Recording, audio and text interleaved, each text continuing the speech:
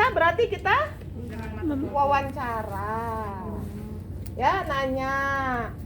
Bapak ini, namanya ini, ya sakitnya ini, ada yang sakit Pak, hari ini bagaimana kondisinya, itu adalah anamnesis.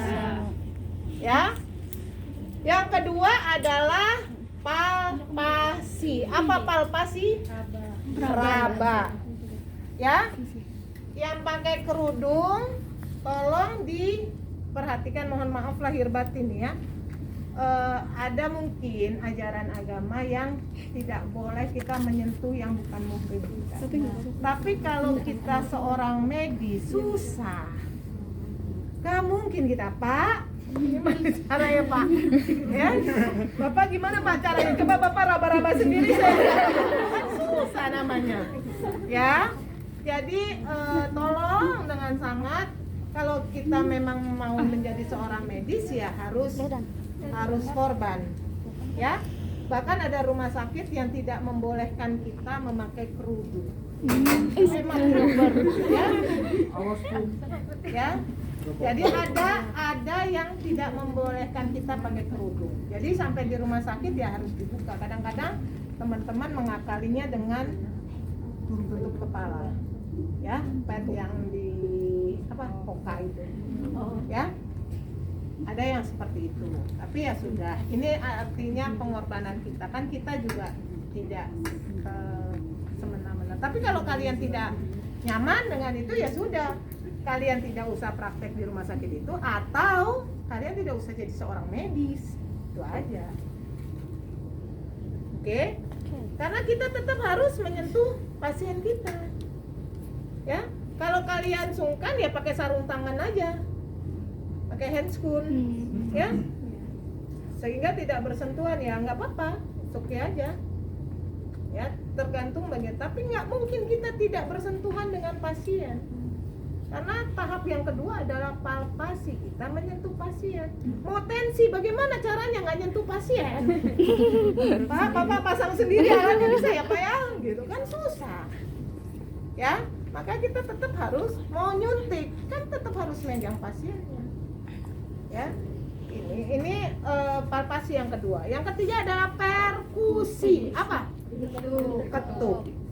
Ya, untuk mendengarkan suara-suara yang ada di tubuh kita harus ngetuk. Yang diketuk adalah antar ruas jari, nih di tengah.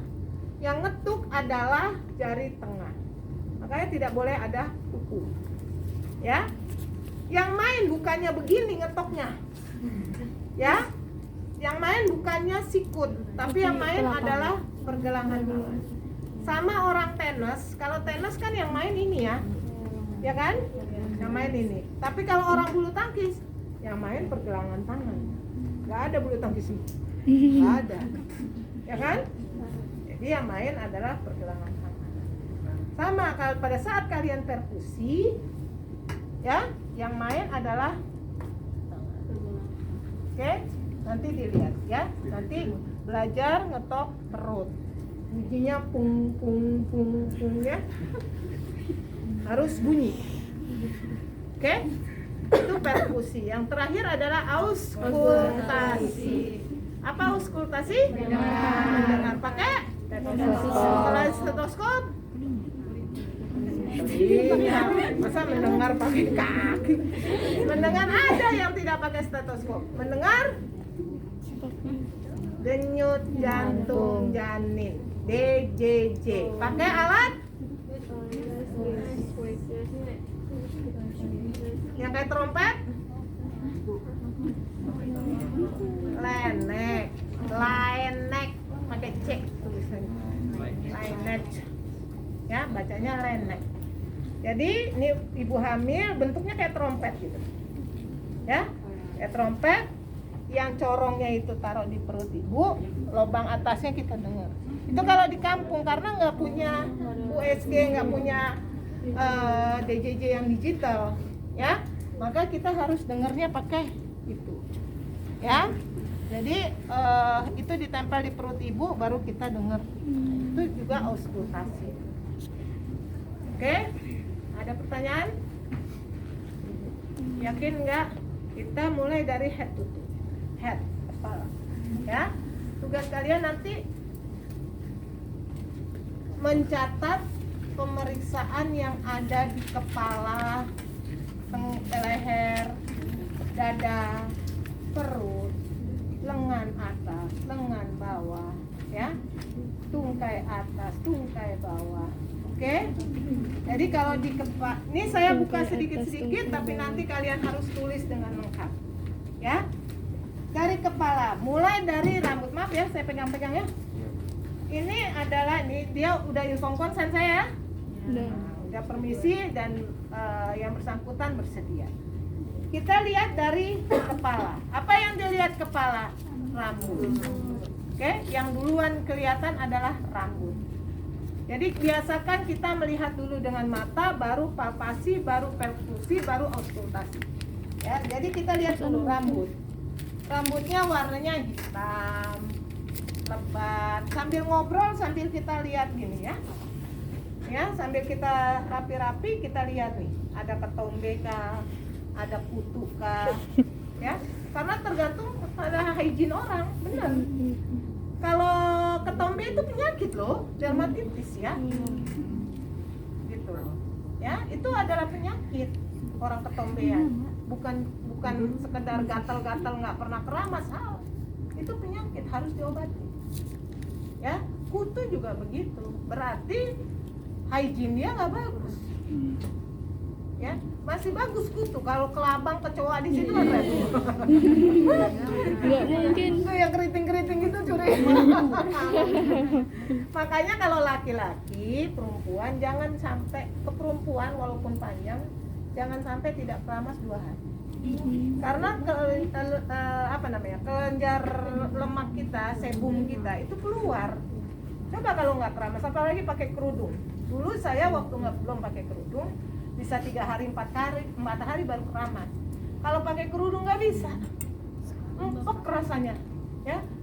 Kalau nggak percaya kalian pegang, kalian cium, itu karena bau kelenjar sebum keluar, kelenjar keringat, ya, dan ketutup, nggak ada udara keluar. Ya, makanya orang yang pakai kerudung harus lebih sering keramas. Sehari keramaslah sekali. Laki-laki juga gitu ya. Jadi kita lihat nih ya, rambutnya hitam, lebat, artinya bagus nih. Ada kelainan dari rambut, warnanya jagung. Apa itu? Hah?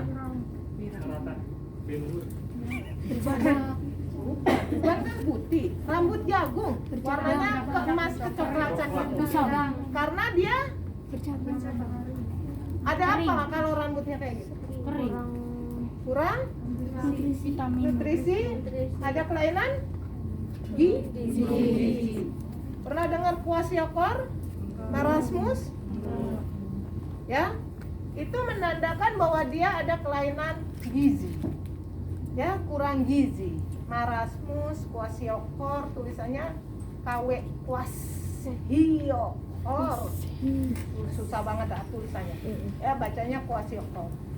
Marasmus, ya, marasmus kwashiorkor, antara marasmus dan kwashiorkor. Jadi kalau pasien ini rambutnya hitam, lebat, berarti tidak ada ketombe, tidak ada kutu, berarti dia bagus.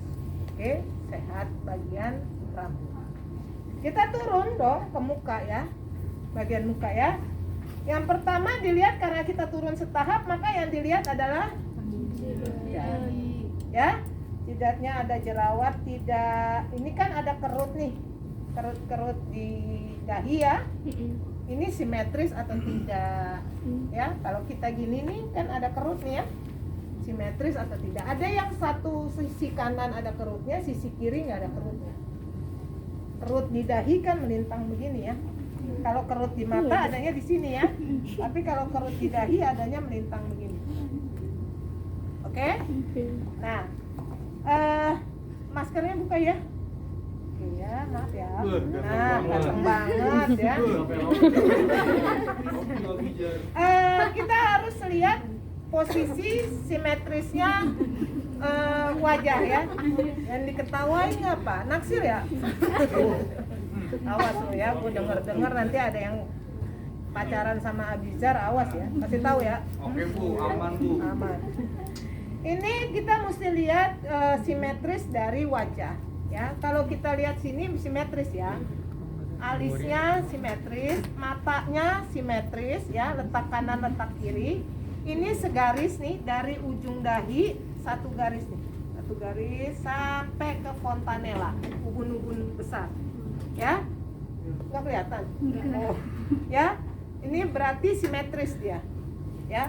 Kalau kita lihat ada pasien yang mulutnya miring, ya kan, yang hidungnya miring, itu ada, bukan nggak ada, ya. Kalau yang mulutnya miring kemungkinan dia stroke atau pasca stroke, ya. Kalau kita lihat hidungnya miring kemungkinan dia ada cacat bawaan atau dia pernah kecelakaan, jatuh dan segala macam, ya. Nah, kita lihat dari atas, dahinya bagus, tidak ada jerawat, kulitnya mulus, simetris, ya. Kita turun ke alis juga simetris. Baru kita turun ke kelopak mata, palpebra, ya. Ada orang yang coba melek, pasien melek. Nah, ya, dia bisa kedap kedip, berarti saraf di matanya masih hidup. Tugas berikutnya, 12 saraf yang ada di muka, di wajah. Ya, karena ini setiap ini punya saraf masing-masing. Yang bisa mengerutkan dahi ada sarafnya. Yang bisa meremin mata ada sarafnya.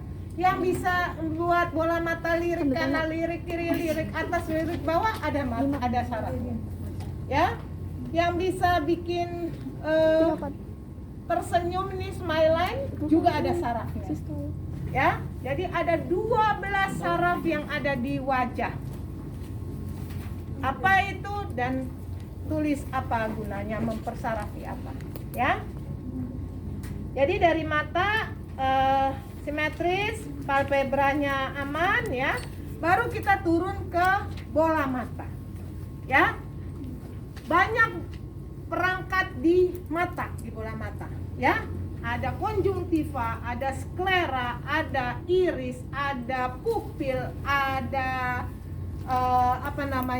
kornea, ada lensa, ya. Banyak perangkat di barang yang sekecil ini, ya. Jadi kita harus periksa. Coba lihat, minta pasiennya, Pak, maaf saya mau periksa, agak diangkat, ya. Posisi kita ada di sebelah kanan. Bapak, saya mau meriksa mata, ya. Bapak tenang ya, saya angkat. Bapak lihat ke bawah, putih atau kuning? Putih. Kalau kuning menandakan hepatitis. Ada gangguan hepar, bilirubinnya meningkat, ya.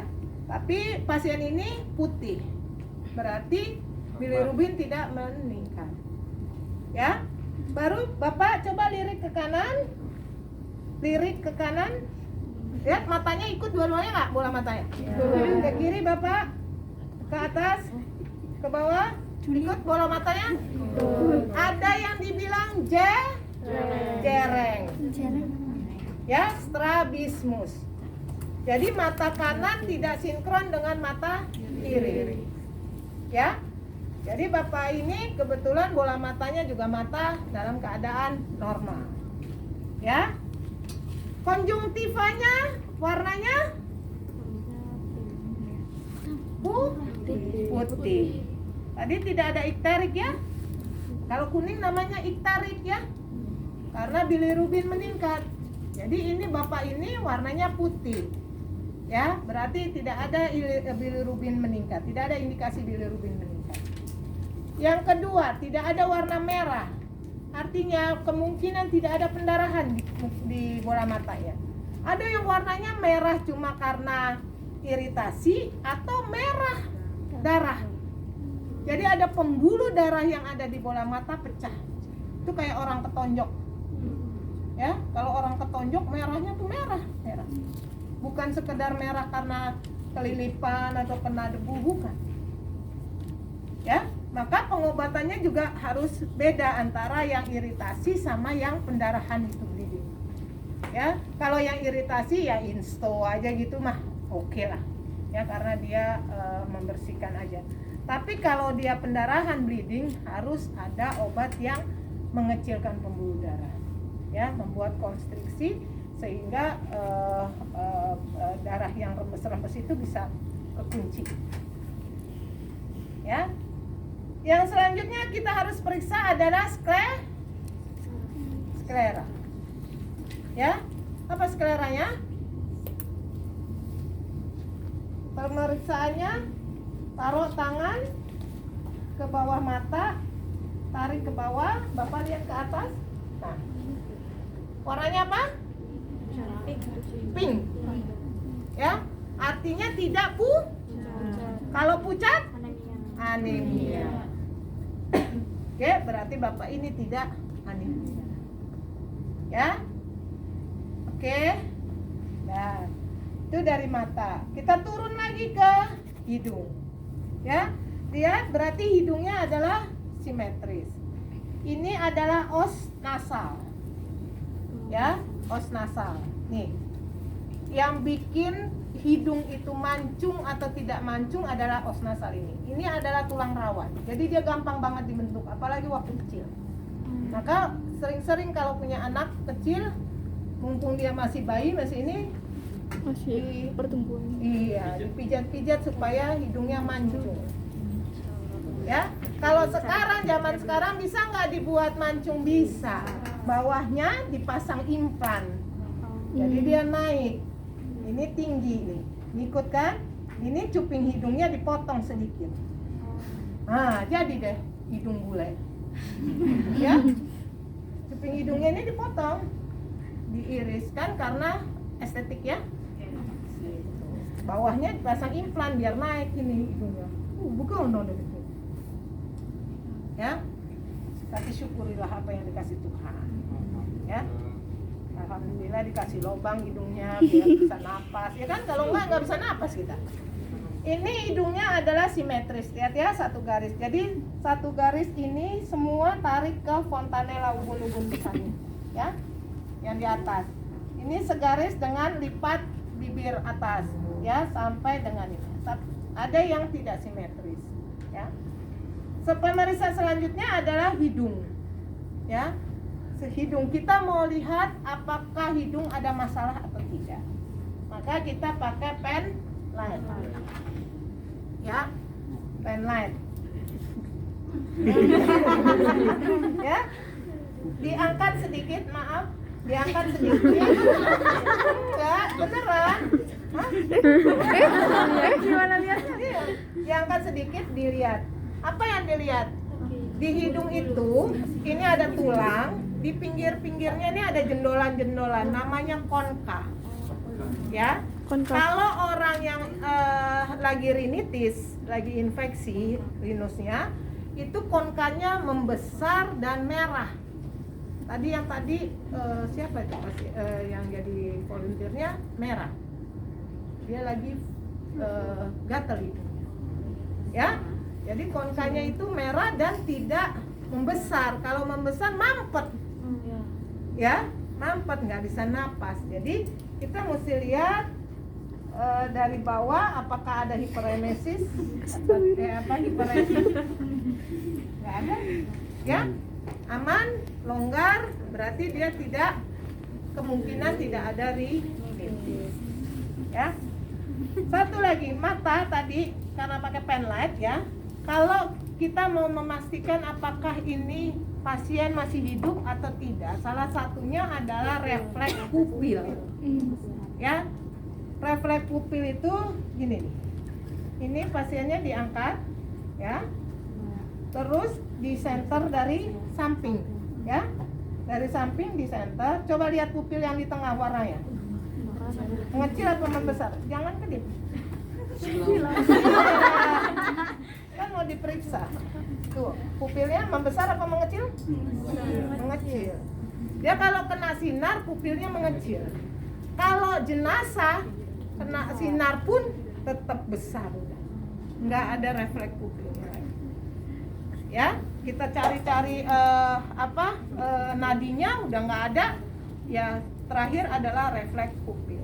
Kalau jenazah pupilnya sudah melebar, dilatasi maksimal. Ya, sudah nggak ada reaksi apapun. Paham? Nah, kalau ini Pupil yang corak-corak di sebelahnya itu adalah iris, ya. Ini ada kornea, di belakang ada cairan bola mata. Itu yang bisa glaukoma. Butek airnya, jadi sinar nggak nyampe ke belakang. Jadi kita nggak bisa lihat itu apa, karena pantulan itu tidak nyampe ke saraf belakang. Jadi kita nggak bisa lihat.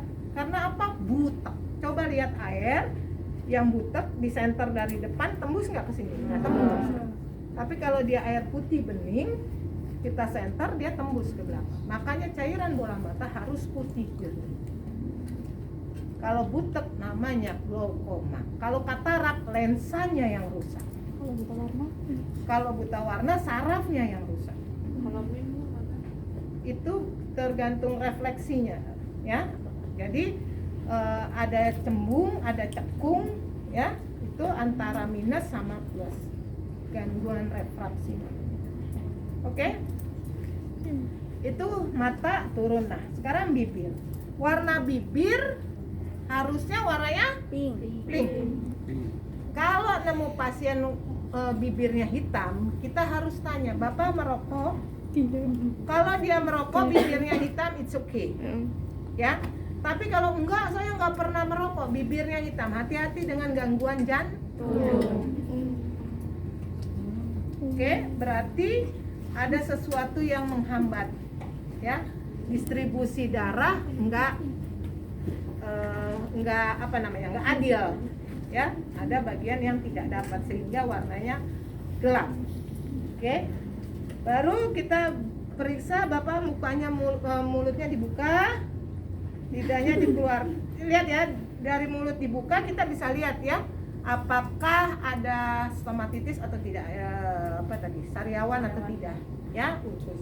Dilihat lidahnya dikeluarkan Bapak. Nah, lihat ya, lidahnya warnanya pink, ya, selaputnya tipis, ya. Nah, ada yang selaputnya putih tebal, ya, ada yang warnanya hitam. Awas, kalau yang warna hitam, hati-hati tuh pas gangguan jantung, udah bibirnya hitam, lidahnya hitam, hati-hati. Ya. Terus dia kalau disuruh keluar gemeteran, hati-hati gangguan saraf. Ya. Orang yang Alzheimer tahu, pernah dengar? Nah, itu tremor lidahnya.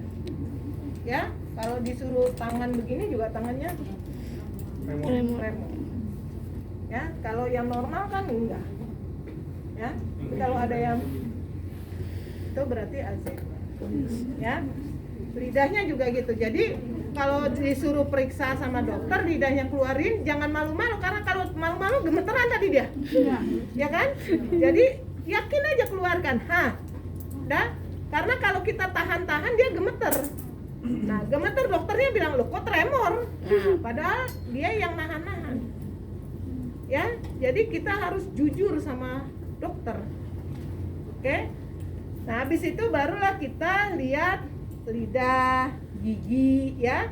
Terus kita lihat yang tadi, uvula, tonsil, faring, ya, pakai center. Oke? Nah, gigi. Jumlah gigi berapa ya? 20. Jumlah gigi 23, 21, 26. Tebak-tebakan yuk. 22. Jumlah gigi ada 32 kalau molar 3-nya sudah tumbuh. Sekarang tugas berikutnya, gigi geligi. Sebutkan nih gigi apa, jumlahnya berapa? Benda Ibu, pinjam ya. Oke, supaya sekalian nih sekarang saya harus merangkum anatomi. Ya. Jadi gigi itu jumlahnya yang benar adalah 32 kalau molar 3-nya sudah tumbuh. Molar 3 tumbuhnya belakangan. Setelah 18 tahun. Ada yang sudah tumbuh? Udah. Sakit nggak? Banget. Karena gusinya sudah tebal. Ya, sudah kuat. Jadi pada saat dia mau nongol, mau merobek gusi, sakitnya nauzubillah. Ya. Gigi bungsu, gigi molar 3. Ya, jadi kalau molar 3 sudah nambah 4, berarti 32. Kalau molar 3-nya belum nambah, belum keluar, berarti cuma 28. Itu harus dioperasi atau gimana? Yang mana? Kalau yang Ya dia biarin aja tumbuh sendiri. dia ada Kalau nggak operasi. makan tuh. Enggak ada, sampai dia tumbuh sendiri. Kan ada Bu yang dia Kecuali mirip. Dia tunggu dulu, dia nongol dulu maunya bagaimana bentuknya. Mau ke sono, mau ke sini. Nah, setelah itu baru kita ambil analisis. Ya. Seperti itu, oke?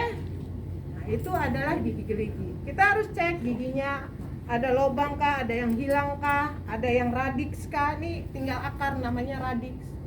Ini giginya hilang, copot, ya. Ini giginya tumbuhnya nggak benar. Oke? Jadi ini gigi yang benernya, tumbuhnya bagus. Ya, perhatikan ini tumbuhnya. Ya. Jadi udah hilang sebetulnya tapi tinggal akarnya doang. Ya. Oke. Jadi ini gigi, di sini ada lidah, di sini ada tonsil, ada faring. Jadi kalau mulutnya buka, Pak, buka. Ya, lidahnya keluarkan. Ini adalah mulut. Oke, ada pertanyaan? Ada Bu, Apa? mengenai hidung tadi, hidung yang gatal-gatal itu penyebabnya apa ya? Gatel, Iya. alergi bisa. Ya, kalau alergi debu, saya tiap pagi pasti bersin, ingus keluar, gatalnya naudzubillah karena saya alergi dingin sama debu. Masuk ruangan kalau tiba-tiba saya bersin-bersin berarti ruangannya kotor nih. Gitu ya, karena saya alergi banget sama debu dan dingin. Jadi kalau saya ke puncak kemana mampet udah hidung saya, napas lewat mulut udah. Ya, AC-nya terlalu dingin juga begitu. Oke? Nah, Kalau sinus Bu. sinus lain lagi di sini nih. Sinus tuh ada 3 sinus occipital, mandibularis ya.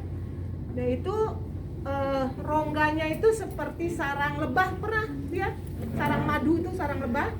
Nah bentuknya begitu tuh di sini, ya. Ada etmoid, maxillaris sama etmoid, maxillaris sama apa satu lagi mandibularis ya. Jadi